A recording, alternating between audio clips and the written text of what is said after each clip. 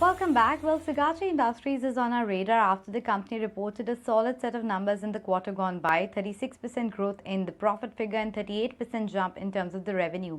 We are now joined by the management of the company, Mr. Amit Raj Sinha, Managing Director, to make sense of the numbers as well as talk about the outlook going forward. Mr. Sinha, hi, good afternoon. This is Anisha this side. Thank you so much for speaking with ET now. First up, if you can break Hi, down your good performance for afternoon. us in terms of the various geographies, the export and domestic business, as well as the volume growth that was there this quarter. Yeah, so on in terms of exports and domestic, we have had nearly 70% of our revenue coming in from the export market and 30% from the Indian territory. In the export market, what we have seen is that 80% of the export volumes are coming in from the developed markets of US, Europe, and Australia.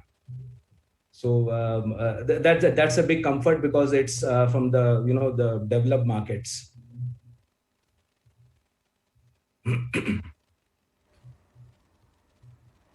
Okay, that point is taken, Mr. Sinha, but can you also talk to us about your plan regarding the capacity expansion? There was some, expansion expected at Dahej. There was some expected at Kurnool as well.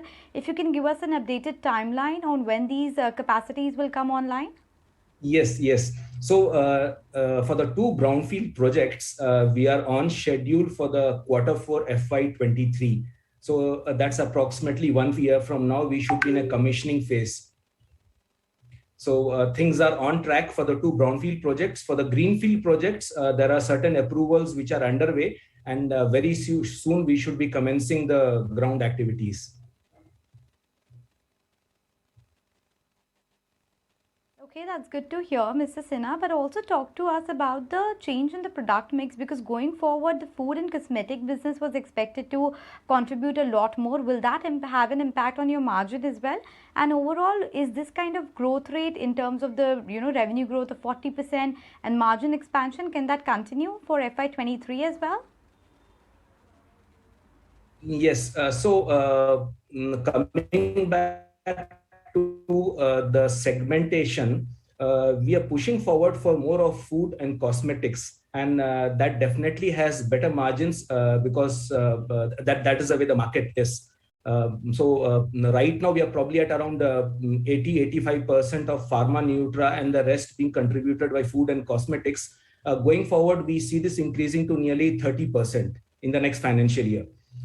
In terms of margin sustainability and the growth sustainability, this particular specific jump of approximately 36%, a reasonable chunk of it has also been contributed by the increased ocean freights.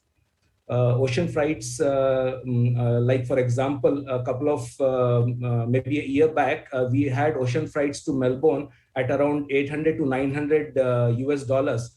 Currently, the same ocean freight is at 8,500 to 10,000 US dollars. So that's a tremendous jump. And because of the way the contract is, that is CIF sales, invariably it adds up to the top line and it gets deducted in the expenditure. What we see is that once these unforeseen situations of container shortages and freight rates going up eases down, it will be much more stable and we'll be able to continue with this kind of growth. Okay, thank you so much for joining with us, Mr. Sinha, today. It's a pleasure having you on the show. So that was the management of Sigachi Industries for your